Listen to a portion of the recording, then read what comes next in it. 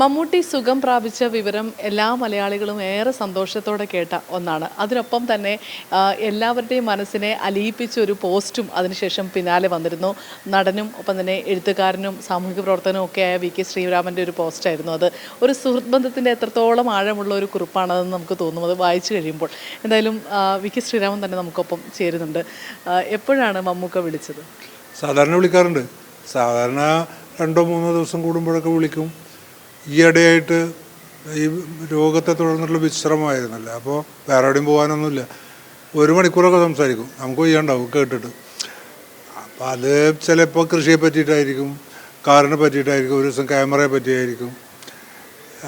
ഇന്നലെയൊക്കെ വിളിച്ച് സംസാരിച്ചപ്പോൾ ക്യാമറയെ പറ്റിയിട്ടാണ്. ക്യാമറയൊക്കെ കാണിച്ചു തന്നെ എനിക്ക്. മൂപ്പര് ഒരു മൂടുള്ളപ്പോഴാണ് വിളിക്കുക, അപ്പോൾ ധാരാളം സംസാരിക്കും. അപ്പോൾ ഇന്ന് അതേ തുടർന്നിട്ടുള്ള വിളിയാന്ന് എനിക്ക് തോന്നി. ഞാൻ ഒരു ടെസ്റ്റും കൂടി ഉണ്ട് അതിനെന്ന് പറഞ്ഞിരുന്നു 2-3 ദിവസം മുമ്പ്. എൻ്റെ മനസ്സിലുണ്ട്. ഞാൻ കാറില്ലാതെ ഓട്ടോറിക്ഷയിൽ വരുമായിരുന്നു. അപ്പോഴാണ് മൂപ്പര് വിളി. അത് കണ്ടില്ല ഈ ഓട്ടോറിക്ഷയുടെ ശബ്ദമൊക്കെ കാരണം. കുറച്ച് കഴിഞ്ഞപ്പോൾ ഞാൻ അങ്ങോട്ട് വിളിച്ചു. അപ്പോൾ ഇതുപോലെ സംസാരിച്ചു. നീ ഭയങ്കര ബിസിയാണല്ലോ എന്താണ്? ഞാൻ പറഞ്ഞു ബിസിയാണ്. ഇങ്ങനെ ഓട്ടോറിക്ഷയിൽ ആദ്യം തന്നെ ഇങ്ങനെ പറഞ്ഞു, അവസാനത്തെ ടെസ്റ്റും പാസ്സായടാ എന്ന് പറഞ്ഞു. അത് നേരത്തെ പറഞ്ഞിട്ടുണ്ടെങ്കിൽ ഒരു ടെസ്റ്റും കൂടി ബാക്കിയുണ്ട്, എന്നാലാണ് എന്തെങ്കിലും പുറത്തേക്ക് വരാനൊക്കെ പറ്റുള്ളൂ എന്ന് പറഞ്ഞു.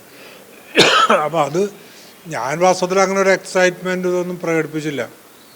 ഞാൻ പറഞ്ഞു അതൊക്കെ നേരത്തെ തന്നെ നമുക്കറിയാം, നിങ്ങൾ ആ ടെസ്റ്റൊക്കെ പാസ്സാവുന്നു. അപ്പോൾ പിന്നെ സാധാരണ പോലെ ഇങ്ങനെ നീ എല്ലാം അറിയണ ആളാണല്ലോ, അങ്ങനെയാണ് അങ്ങനെ അതിൻ്റെ ഒരു രീതി വർത്തമാനത്തിൻ്റെ.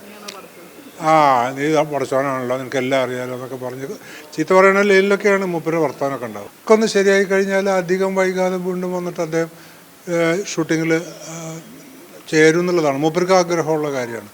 ക്ഷീണിതനാണോ അതെയോ എനിക്കറിയില്ല. ശബ്ദത്തിലൊന്നും ഒരു ക്ഷീണമൊന്നും എനിക്ക് തോന്നിയിട്ടില്ല.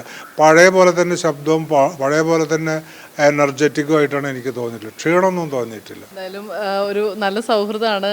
ഈ ഒരു രോഗഘട്ടത്തിലും നമുക്ക് ആരെ വിളിക്കാൻ തോന്നും, നമുക്ക് ആരെ വിളിച്ചാൽ ആ ഒരു ആശ്വാസം കിട്ടും എന്നുള്ളത് നമുക്ക് ആ ഒരു സൗഹൃദത്തിൽ നിന്നാണ് മനസ്സിലാവുക, നമുക്കൊരു വയ്യായ്മ വരുമ്പോൾ. എന്തായാലും അങ്ങനെ ഒരാളാണ് മമ്മൂക്കയ്ക്ക് വി.കെ. ശ്രീരാമൻ.